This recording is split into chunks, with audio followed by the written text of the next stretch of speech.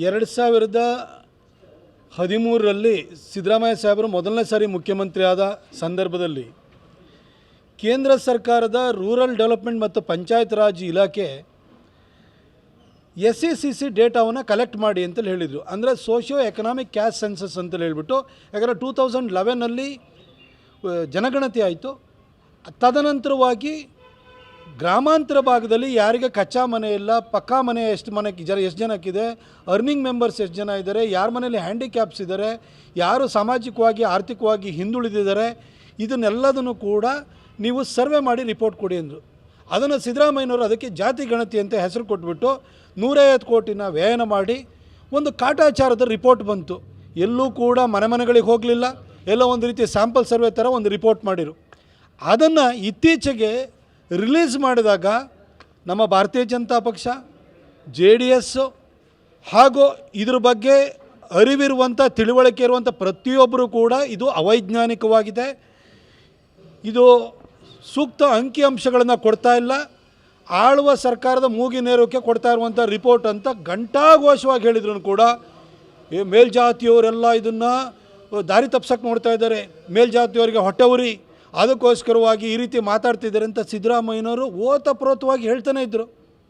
ಸಿದ್ದರಾಮಯ್ಯನವರೇ 150 ಕೋಟಿ ರೂಪಾಯಿ ಖರ್ಚು ಮಾಡಿದ್ರಿ, ಮೇಲ್ಜಾತಿಯವ್ರಿಗೆ ಸಿಟ್ಟು ಬಂದುಬಿಟ್ಟಿದೆ, ಮೇಲ್ಜಾತಿಯವರು ದಾರಿ ತಪ್ಪಿಸ್ತಾ ಇದ್ದಾರೆ, ಇವೆಲ್ಲ ಮಾತಾಡಿದ್ರಿ. ಹಾಗಾದರೆ ನೀವು ರಾಹುಲ್ ಗಾಂಧಿ ಮೀಟ್ ಆದ ಕೂಡಲೇ ಮತ್ತೊಂದು ಸರಿ ಜಾತಿ ಗಣತಿ ಮಾಡ್ತೀವಿ ಅಂತ ಯಾಕೆ ಸರ್ ಘೋಷಣೆ ಮಾಡಿದ್ರಿ? ಈಗಲಾರು ನೀವು ಮಾಡಿದ್ದು ಅವೈಜ್ಞಾನಿಕವಾದಂತಹ ಒಂದು ಸಮೀಕ್ಷೆ ಅಂತ ಇವಾಗಲಾರು ನೀವು ಒಪ್ಕೊಂಡಾಗಾಯ್ತಲ್ವ? 150 ಕೋಟಿನ ಪೋಲ್ ಮಾಡಿದಾಗಾಯ್ತಲ್ವ? ಈ ಮಧ್ಯದಲ್ಲಿ ಕೇಂದ್ರ ಸರ್ಕಾರ ಜನಗಣತಿ ಮತ್ತು ಅದರ ಜೊತೆಗೆ ಜಾತಿ ಗಣತಿನೂ ಕೂಡ ಮಾಡ್ತೀವಿ ಅಂತ ಘೋಷಣೆ ಮಾಡಾಗಿದೆ. 2026ಕ್ಕೆ ಹೌಸ್ ಹೋಲ್ಡ್ ಸರ್ವೆ ಆಗುತ್ತೆ, 2027ಕ್ಕೆ ಜಾತಿ ಗಣತಿನೂ ಕೂಡ ಆಗುತ್ತೆ. ಅಂದರೆ ಸಾಮಾಜಿಕವಾಗಿ ಆರ್ಥಿಕವಾಗಿ ಯಾರು ಹಿಂದುಳಿದಿದ್ದಾರೆ ಅನ್ನೋದ್ರ ಬಗ್ಗೆನೂ ಸರ್ವೆ ಆಗುತ್ತೆ. ಅದಕ್ಕೆ ವೆಯ್ಟ್ ಮಾಡಿ. ಮತ್ತೊಂದು ಸರಿ ನೀವು ದಾರಿ ತಪ್ಪಿಸೋದಕ್ಕೆ ಈ ಜಾತಿ ಗಣತಿನ ಮಾಡ್ತೀವಿ ಅಂತೇಳಿ ಹೇಳಿ ಯಾಕೆ ನೀವು ಮುಂದಾಗಿದ್ದೀರಿ? 11 ಜನ ಕಾಲು ತುಳಿತಕ್ಕೆ ಸಿಕ್ಕಿ ಸತ್ತೋಗಿ ನಿಮ್ಮ ಸರ್ಕಾರದ ಅಸಮರ್ಥತೆಯ ಬಗ್ಗೆ, ನಿಮ್ಮ ಬೇಜವಾಬ್ದಾರಿತನದ ಬಗ್ಗೆ ರಾಜ್ಯಾದ್ಯಂತ ಆಕ್ರೋಶ ವ್ಯಕ್ತವಾದ ನಂತರ ಅದನ್ನು ಬೇರೆ ಕಡೆಗೆ ಡೈವರ್ಟ್ ಮಾಡಬೇಕು ಅಂತೇಳಿ ನೀವು ರಾಹುಲ್ ಗಾಂಧಿಯವ್ರನ್ನ ಭೇಟಿಯಾಗಿ ಇನ್ನೊಂದು ಸರಿ ಜಾತಿ ಗಣತಿ ಅಂತ ಹೇಳ್ತಾ ಇದ್ದೀರಿ. ಇದು ಮತ್ತೊಂದು ಸರಿ ಹಣವನ್ನು ಪೋಲ್ ಮಾಡುವಂಥ ಸ್ಕೀಮು ಮತ್ತು ಜನರ ಏನು ಅಟೆನ್ಷನ್ ಇದೆ ಅದನ್ನು ಬೇರೆ ಕಡೆಗೆ ಡೈವರ್ಟ್ ಮಾಡುವಂಥದ್ದು, ಈ ಸರ್ಕಾರದ ವೈಫಲ್ಯಗಳನ್ನು ಮುಚ್ಚಿ ಹಾಕ್ಕೊಳ್ಳೋದಕ್ಕೆ ಮಾಡ್ತಿರುವಂಥ ತಂತ್ರಗಾರಿಕೆ ಅನ್ನೋದು ಭಾಳ ಸ್ಪಷ್ಟವಾಗ್ತಾಯಿದೆ. ವಿರೋಧ ಮಾಡಿದ್ದಕ್ಕೆ ಈಗ ಇದನ್ನು ಜಾತಿ ಗಣತಿನ ನಾವು ಮರು ಮಾಡ್ತಾ ಇದ್ದೀವಿ ಅಂತ ಡಾಕ್ಟರ್ ಯತೀಂದ್ರ ಹೇಳ್ತಾರೆ. ಅವರ ವಿರೋಧದಿಂದನೇ ಇದಾಗಿದ್ದು ಅಂತೇಳಿ. ಯತೀಂದ್ರ ಯಾರ್ರೀ? ಯತೀಂದ್ರಗೆ ಅದ್ರ ಬಗ್ಗೆ ಏನು ಗೊತ್ತಿದೆ? ಸುಮ್ಮನೆ ಯತೀಂದ್ರ ಏನೋ ಹೇಳ್ತಾರೆ. ಯತೀಂದ್ರಗೆ ಅದ್ರ ಬಗ್ಗೆ ಏನಾದ್ರೂ ವೈಜ್ಞಾನಿಕವಾದಂತಹ ರಿಪೋರ್ಟನ್ನು ಮಾಡಿದರೆ ಇಲ್ಲ ಅನ್ನೋದ್ರ ಬಗ್ಗೆ ಅವ್ರಿಗೇನೋ ಅರಿವಿದೆಯಾ? ಮೈಸೂರಲ್ಲಿ ಸಾಕಷ್ಟು ಅಭಿವೃದ್ಧಿ ಕಾರ್ಯಗಳಿದೆ. ನೀವು ಒಂದು ಬೇಸಿಕಲಿ ಒಬ್ಬರು ವೃತ್ತಿಯಿಂದ ಮತ್ತು ಬೈ ಎಜುಕೇಷನಿಂದ ನೀವು ಡಾಕ್ಟ್ರ್ ಇದ್ದೀರಿ. ಸೆಂಟಿನರಿ ಇಯರ್ ಆಯಿತು ಮೈಸೂರು ಮೆಡಿಕಲ್ ಕಾಲೇಜಿಗೆ, ಆ KR ಹಾಸ್ಪಿಟಲ್ಲು. ಇದ್ರ ಬಗ್ಗೆ ಎಲ್ಲ ಸ್ವಲ್ಪ ಗಮನ ಹರಿಸಿ. ನಿಮಗೆ ಗೊತ್ತಿಲ್ಲದ ವಿಚಾರದ ಬಗ್ಗೆ ಮಾತಾಡಬೇಡಿ. ಒಂದು ವೇಳೆ ಯತೀಂದ್ರವರು ಲಿಂಗಾಯತರ ವಿರೋಧ ಇನ್ಯಾರ್ದೋ ವಿರೋಧ ಅನ್ನೋದಾದರೆ ನಿಮ್ಮಪ್ಪ ಅವತ್ತೇ ಒಪ್ಕೊಳ್ಬೋದಿತ್ತಲ್ವಾ? ಈ ರಾಜ್ಯದ ಮುಖ್ಯಮಂತ್ರಿಯಾಗಿ ಯಾವುದೋ ವಿರೋಧಕ್ಕೋಸ್ಕರ ಮಾಡ್ತಾಯಿದ್ದೀವಿ ಅಂತ. ಅಲ್ಲಿ ರಾಹುಲ್ ಗಾಂಧಿ ಹೇಳಿದ ಕೂಡಲೇ ನೀವು ಯಾಕೆ ಬಂದು ಇವತ್ತು ಇನ್ನೊಂದು ವರದಿನ ತಯಾರು ಮಾಡ್ತೀವಿ ಅಂತ ಹೇಳ್ಬಿಟ್ಟು ಇವತ್ತು ಬಂದಿದ್ದೀರಿ? ನಿಮ್ಮ ಅಸಮರ್ಥತೆಯನ್ನು ಒಪ್ಕೊಳ್ಳಿ. ಆಯಿತು, ಯಾರು ಮನೆಗೆ ಹೋಗಿದ್ದಾರೆ?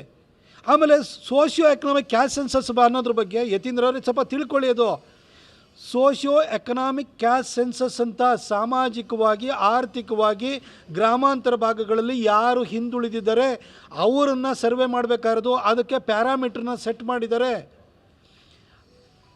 ಇದು ಹಾಗಂತ ಸಿಟಿನಲ್ಲಿ ಮಾಡಿದ್ದೀರಾ? ಬೆಂಗಳೂರಿನಲ್ಲಿ 1.5 ಕೋಟಿ ಜನಸಂಖ್ಯೆ ಇದೆ. ಯಾರನ್ನು ನೀವು ಇದು ಮಾಡಿದಿರಿ? ನೀವು ಕೊಟ್ಟಿರುವಂತಹ ಜಾತಿಗಳ ಪಟ್ಟಿಯಲ್ಲಿ ಇವತ್ತು ಬೆಂಗಳೂರಿನಲ್ಲಿ ನಾರ್ತ್ ಇಂಡಿಯನ್ಸ್ ಭಾಳ ಜನ ಇದ್ದಾರೆ. ಅವರು ಸೇರಿರುವಂಥ ಜಾತಿಗಳು ಈ ಪಟ್ಟಿ ಒಳಗಡೆ ಇಲ್ಲವೇ ಇಲ್ಲ. ಹಾಗಾಗಿ ಅವರು ಸಾಮಾಜಿಕವಾಗಿ ಆರ್ಥಿಕವಾಗಿ ಅವ್ರು ಹಿಂದುಳಿದಿಲ್ವಾ? ಇಡೀ ಕರ್ನಾಟಕದ ಜನಸಂಖ್ಯೆ ಹೆಚ್ಚು ಕಡಿಮೆ 7 ಕೋಟಿ ಇದೆ. ಇವತ್ತು 7 ಕೋಟಿ ಜನಸಂಖ್ಯೆಗೂ ನೀವು ಜಾತಿವಾರು ಅಂಕಿಅಂಶಗಳನ್ನು ಕೊಟ್ಟಿದ್ದೀರಲ್ಲ, ಅದರ ಒಟ್ಟಾರೆ ಅಂಕಿಅಂಶಗಳನ್ನು ಎರಡಕ್ಕೂ ಕೂಡ ತಾಳಮೇಳನೇ ಹೊಂದಲ್ಲ. ಮತ್ತು ಏನು ಮಾತಾಡ್ತಿದ್ದೀರಿ? ಲಿಂಗಾಯತರು ವಿರೋಧಿಸ್ಬಿಟ್ರು, ನೀವು ಅದಕ್ಕೆ ನಾವು ಇದು ಮಾಡ್ತಿದ್ವಿ ಅಂತ. ಆಯಿತು, ಲಿಂಗಾಯತರು 39 ಜನ MLAಗಳಿದ್ದಾರೆ. ನಿಮ್ಮ ಅಪ್ಪಂಗೆ ಚೇರ್ ಬಿಟ್ಕೊಳ್ಳೋಕೆ ಹೇಳಿ. ಎಷ್ಟು ಜನ ಇದ್ದಾರೆ ನಿಮ್ಮ ಸಮುದಾಯದವ್ರದ್ದು? ಹೈಯೆಸ್ಟ್ ಇರೋರು ಲಿಂಗಾಯತ ಸಮುದಾಯದವ್ರು ಇರೋ 39 ಜನ ಇದ್ದಾರೆ. ನಿಮ್ಮ ಅಪ್ಪಗೆ ಚೇರ್ ಬಿಟ್ಕೊಳ್ಳೋಕೆ ಹೇಳಿ ಫಸ್ಟ್.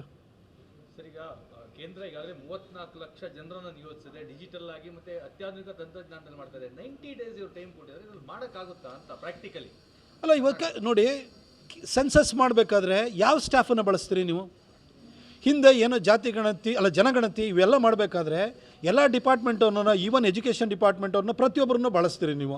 ಇವಾಗ ಶಾಲೆ ಕಾಲೇಜುಗಳು ಪ್ರಾರಂಭವಾಗಿದ್ದಾವೆ, ಇವತ್ತು ಕೃಷಿ ಚಟುವಟಿಕೆ ಪ್ರಾರಂಭ ಆಗಿದೆ, ಹಾಗೆ ರೆವಿನ್ಯೂ ಇಲಾಖೆಯ ಒಂದು ಜವಾಬ್ದಾರಿ ಜಾಸ್ತಿ ಇರುತ್ತೆ ಈ ಸಂದರ್ಭದಲ್ಲಿ. ಈಗ ಯಾವ ಇಲಾಖೆ ಜನರನ್ನು ಬಳಸ್ತೀರಿ? ನೀವೇನು ಕಾಂಗ್ರೆಸ್ನಲ್ಲಿ ನಿಮ್ಮ ಇದನ್ನು ಹಂಚಿದ್ರಲ್ಲ ಗ್ಯಾರಂಟಿ ಕಾರ್ಡು, ಆ ಥರ ಯಾರೋ ಏಜೆನ್ಸಿ ಕೊಟ್ಬಿಟ್ಟು ಅವರಿಗೆ ದಿನಗೂಲಿ 500 ರೂಪಾಯಿ ಕೊಡ್ತೀನಿ, 1000 ರೂಪಾಯಿ ಕೊಡ್ತೀನಿ ಅಂತ ಅವ್ರ ಕೈಲಿ ಮಾಡಿಸ್ತೀರಾ? ಅವ್ರ ಕೈಲಿ ಮಾಡಿಸಿದ್ದು ನಿಮಗೆ ಅಥೆಂಟಿಕ್ ಡೇಟಾ ಸಿಗ್ಲಿಕ್ಕೆ ಸಾಧ್ಯ ಇದೆಯಾ? ಸರ್ಕಾರಿ ಉದ್ಯೋಗಿಗಳನ್ನು ಬಳಸೇ ನೀವು ಇವಾಗ ಗಣತಿಯನ್ನು ಮಾಡಿಸ್ಬೇಕಾಗುತ್ತೆ. ಇವತ್ತು ಸರ್ಕಾರಿ ಉದ್ಯೋಗಿಗಳನ್ನು ನಾವು ಬೇರೆ ಜವಾಬ್ದಾರಿನ ಕೊಡುವಂತಹ ಸ್ಥಿತಿಯಲ್ಲಿದ್ದೀವ.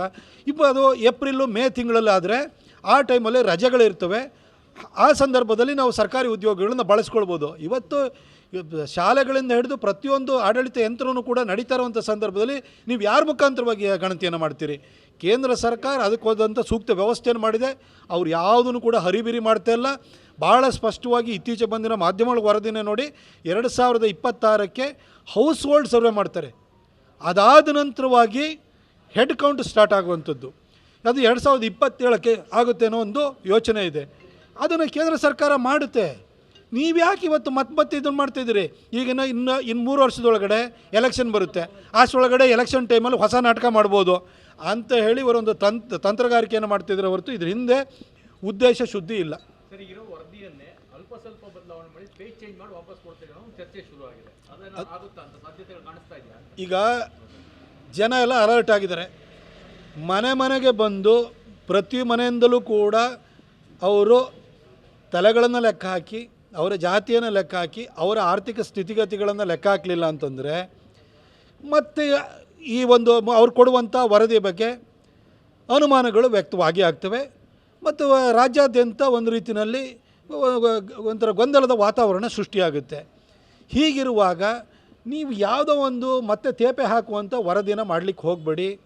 ಕೇಂದ್ರ ಸರ್ಕಾರ ಹೇಗೋ ಮಾಡ್ತಾಯಿದೆ ಅಲ್ಲಿವರೆಗೂ ನೀವು ಕಾಯಿರಿ. ಯಾಕೆಂದರೆ ಇಷ್ಟು ವರದಿನ SECC ಡೇಟಾನ ಯಾಕೆ ಕಲೆಕ್ಟ್ ಮಾಡ್ತಾರೆ ಅಂತಂದರೆ, ಯಾರಿಗೆ ಪಕ್ಕಾ ಮನೆ ಇಲ್ಲ ಅಂತ ತಿಳ್ಕೊಳ್ಳಿ, ಅಥವಾ ಕೆಲವ್ರ ಬಗ್ಗೆ ಸೈಟೇ ಇರಲ್ಲ, ಸೈಟು ಇಲ್ಲ ಮನೆಯೂ ಇಲ್ಲ ಅಂತ ತಿಳ್ಕೊಳ್ಳಿ. ಕೆಲವರಿಗೆ ಸೈಟ್ ಇದೆ ಮನೆ ಇದೆ. ಸೈಟು ಇಲ್ಲ ಮನೆ ಇಲ್ಲ ಅಂದವ್ರಿಗೂ ಕೂಡ ಪ್ರಧಾನಮಂತ್ರಿ ಆವಾಸ್ ಯೋಜನೆಯಲ್ಲಿ ಜಾಗನೂ ಕೊಡಬೇಕು, ಮನೆಯೂ ಕಟ್ಟಿಸ್ಕೊಡ್ಬೇಕು. ಜಾಗ ಇದ್ದವರಿಗೆ ಮನೆ ಕಟ್ಟಿಸ್ಕೊಡ್ಬೇಕಾದ್ರು ಪ್ರಧಾನಮಂತ್ರಿ ಆವಾಸ್ ಯೋಜನೆಯಲ್ಲಿ ದುಡ್ಡು ಕೊಡ್ತಾರೆ. ಸ್ಟೇಟ್ ಗೌರ್ಮೆಂಟಿಂದಲೂ ಕೂಡ SC ST ಜನಾಂಗದವರಿಗೆ 2 ಲಕ್ಷ ಕೊಡ್ತಾರೆ, ಜನರಲ್ ಕ್ಯಾಟಗರಿವರಿಗೆ 1,20,000 ಕೊಡ್ತಾರೆ. ಕೇಂದ್ರ ಸರ್ಕಾರ ಎಲ್ಲರಿಗೂ ಕೂಡ 1,50,000 ರೂಪಾಯಿನ ಕೊಡ್ತದೆ. ಹಾಗೆ ಯಾರ ಮನೆಯಲ್ಲಿ ಗ್ಯಾಸ್ ಇಲ್ಲ ಅವರಿಗೆ ಉಜ್ವಲ ಯೋಜನೆಯಡಿ ಗ್ಯಾಸನ್ನು ಕೊಡ್ತಾರೆ. ಯಾರ ಮನೆಯಲ್ಲಿ ಇನ್ನೂ ಕೂಡ ಆರೋಗ್ಯ ವಿಮೆ ಕಾರ್ಡ್ ಇಲ್ಲ ಅವರಿಗೆ ಆರೋಗ್ಯ ವಿಮೆ ಕಾರ್ಡನ್ನು, ನಮ್ಮ ಆಯುಷ್ಮಾನ್ ಭಾರತನ ಕಾರ್ಡನ್ನು ಕೊಡ್ತಾರೆ. ಹೀಗೆ ಕೇಂದ್ರ ಸರ್ಕಾರದ ಯೋಜನೆಗಳೇನಿದೆ ಆ ಯೋಜನೆಗಳನ್ನು ಸೂಕ್ತವಾದ ಫಲಾನುಭವಿಗಳಿಗೆ ತಲುಪಿಸಬೇಕು ಅನ್ನೋ ಕಾರಣದಿಂದಾಗಿ ಈ ಡೇಟಾವನ್ನು ಕಲೆಕ್ಟ್ ಮಾಡೋದು. ಇದರಲ್ಲಿ ರಾಜಕೀಯವಾಗಿ ನಾವು ಯಾರು ಬಲಾಢ್ಯರು, ಯಾರ್ದು ಸಂಖ್ಯಾಬಲ ಜಾಸ್ತಿ ಇದೆ ಅಂತ ತೋರಿಸೋದಕ್ಕಲ್ಲ ಸರ್ ಇದು ಮಾಡಿರೋದು.